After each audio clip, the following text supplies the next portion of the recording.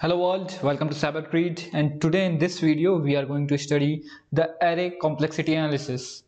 I know every one of you have is already studied about array if you are just in programming, but here we are going to learn something new. We are going to see how different types of operations that we are performing in day-to-day basis have different type of complexity, and once you understand this, then you can write your program more efficiently and you can make your code run a lot more faster. So let's just start this video. So as you can see here, I have drawn this grid. You might be thinking what it is. So let us just think that this is how our memory is represented. So this is 1 byte of memory, this is another byte, and this is another, and like this we have distributed our memory. And let us just say that we have an array, and there are two types of array. The first one is our static array, and the next one is our dynamic array.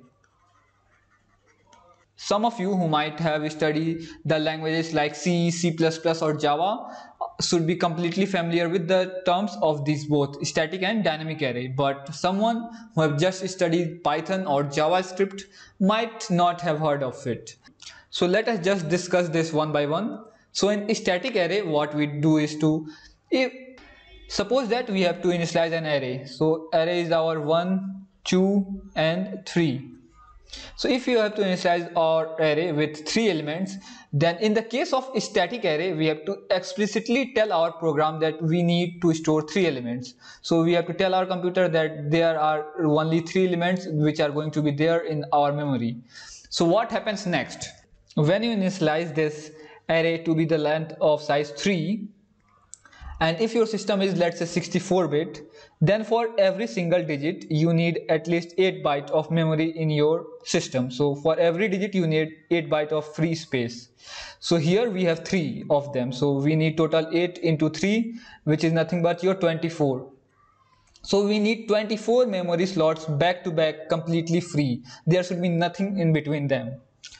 So as soon as you initialize this array of size 3, our program is basically going to look into our memory, like where we can find 24 back-to-back memory completely free.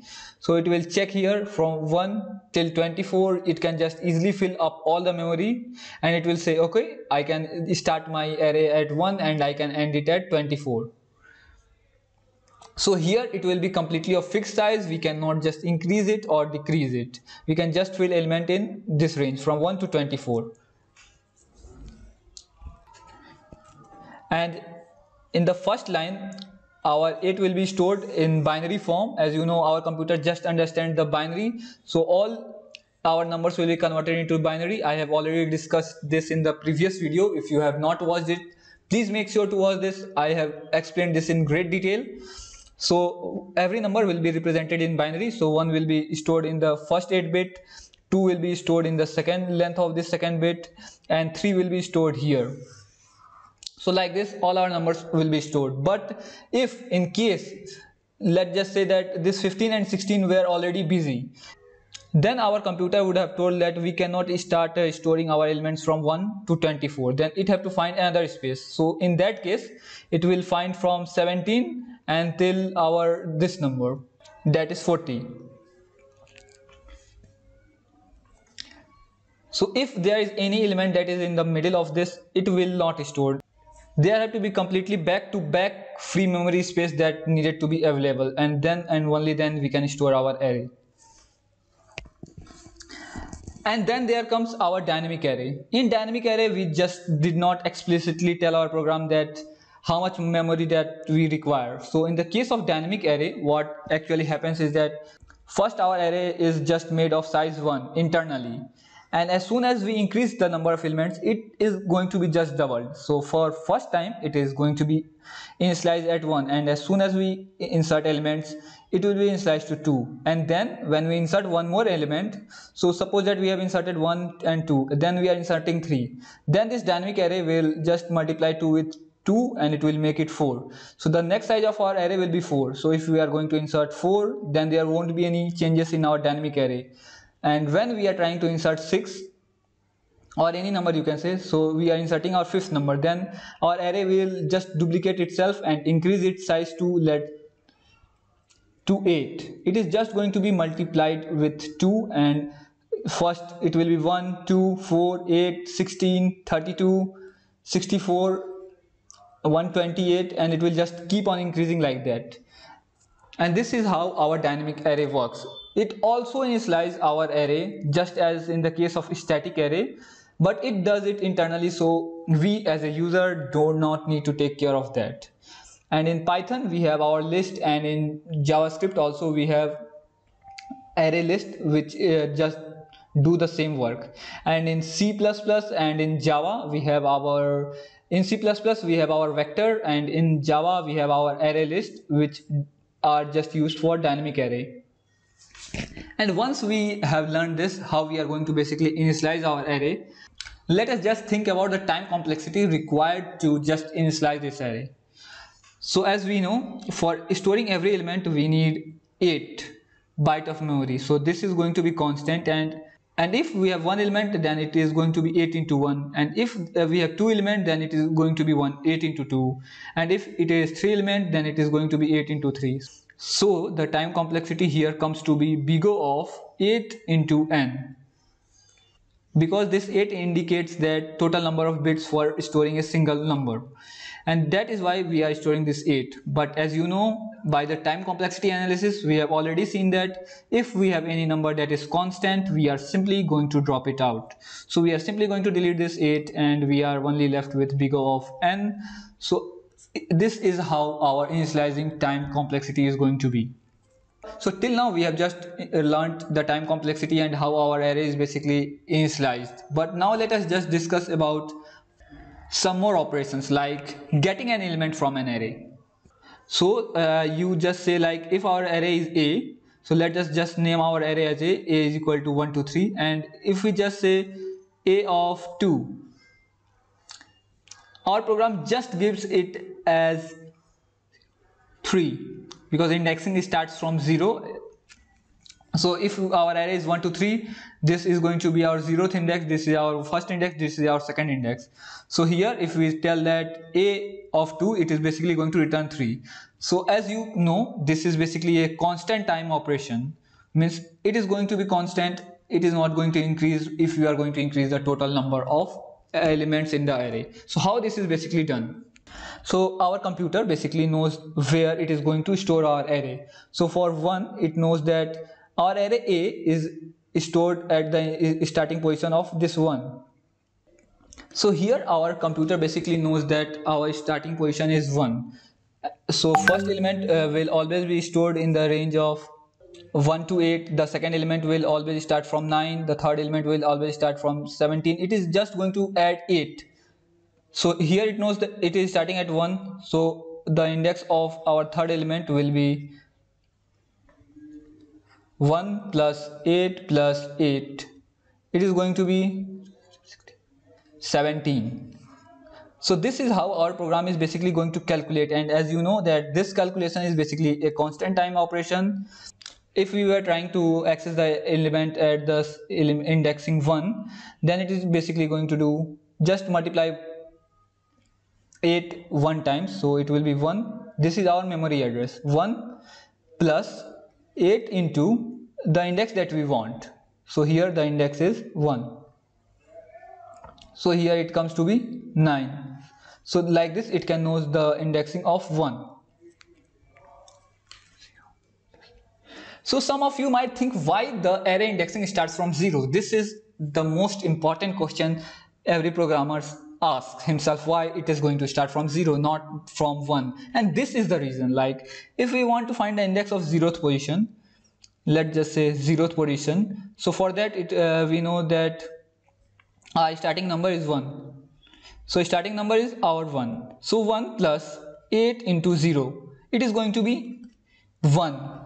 And then we can simply find our starting index, that is 1. And this is the important reason that our array indexing is done from 0 and not from 1. I don't totally say that this is the only reason, but this is the most important reason. So now, as we have seen the total time complexity of getting an element, we can also see the time complexity. We can also see the time complexity of setting the value to the different value. Like, we can simply say a of 2 is equal to 7. So this operation is also a constant time operation. So we are simply going to go to the position of this, and we are simply going to go to 17, and then we can simply delete all this value and we can just fill it with the binary value of our 7. So it is also going to be constant operation. But then there is a special operation. Let us just see. It is insertion operation, when we are basically trying to insert.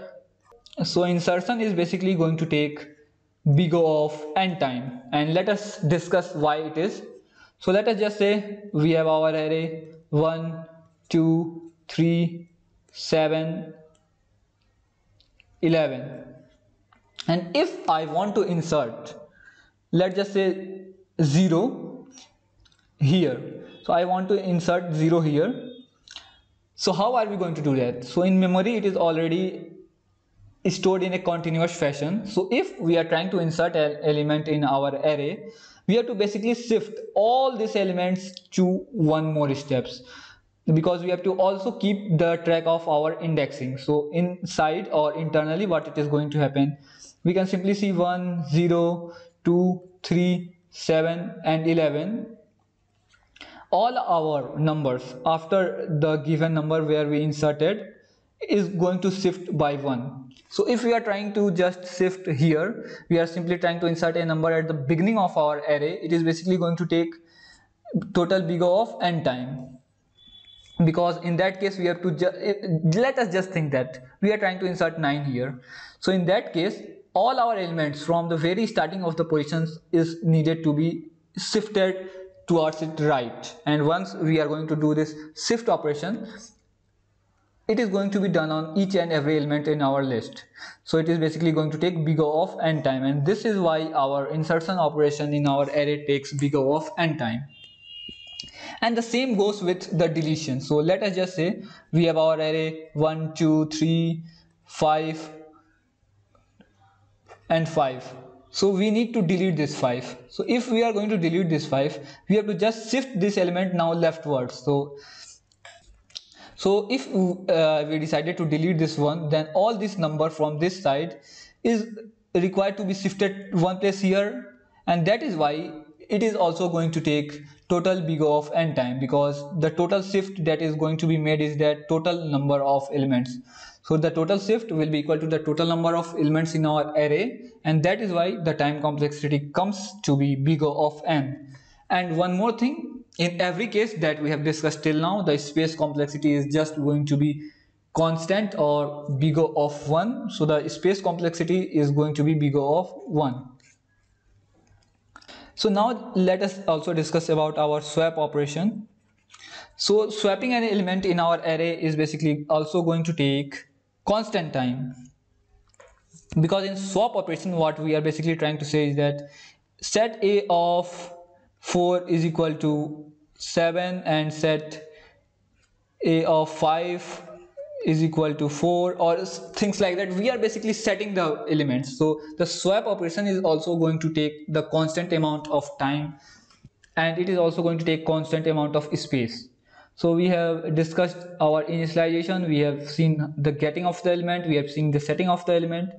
Now let us see the traversing of an element in our array. So for traversing, as you know that if we have our traditional array 1, 2, 3, 4, and we are trying to traverse throughout this array, and when we are trying to traverse throughout this array, we have to encounter all the elements that is present in our array. So in the case when we are just interacting with each and every elements in our array, the time complexity is going to be obviously be big O of n. So traversing an array with a single loop takes big O of n time. This is clear, I think. And now let us just talk about this copy. So copying an array just means that we have our array A, which is equal to 1, 2 and 3. Then we have to just make this B is equal to A. So we have to copy this value. So if we are basically going to just say A is equal to this, B is equal to A, this is basically do internally, it will just basically point to A, and there will be nothing stored in B. But in the case, let us just assume that we just want this value to be copied. So it is obvious that if we are trying to copy the element from one array to the another array, we are going to just encounter every element in our array at least once. So that is why the time complexity of our copy is basically going to be big O of n. And insertion we have already seen, deletion we have already seen, swap we have seen. Now let us just talk about appending a value. So for most of you who comes from Python are familiar with this topic of appending. We have our array 1, 2 and 3, and then we want to append the value 4. Let us just say we are also trying to insert 7. Then the time complexity of the append is basically going to be big O of 1, because in our array, in this case, we did not need to interact with any of these elements.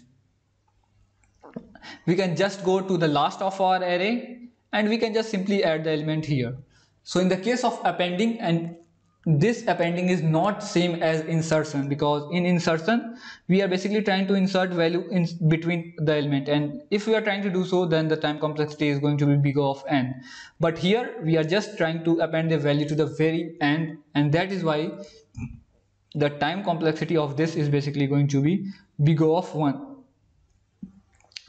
And the same is with pop. So if we say that we want to just delete or pop out the element from the very end, then it is basically going to take constant time.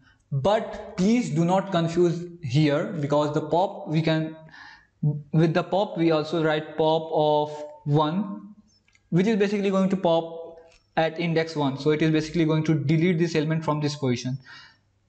If we are going to pop anything that is not present at the very end of our list then it is basically going to take big O of n time. If we are trying to pop this 1, then every elements in our array need to be shifted.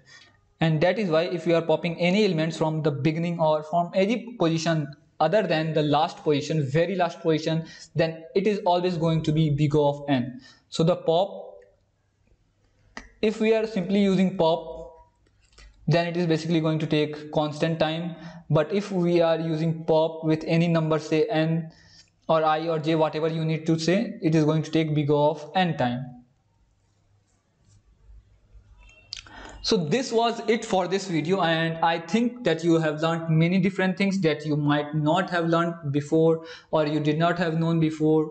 And if you did so, please make sure to like our video, smash that subscribe button, and I will meet you in the next video where we'll be solving bunch of arrays problem, and we are going to see this array in the practical way so that we can have the better understanding of what we have learned here and how this time complexity is basically going to play an important role in our future.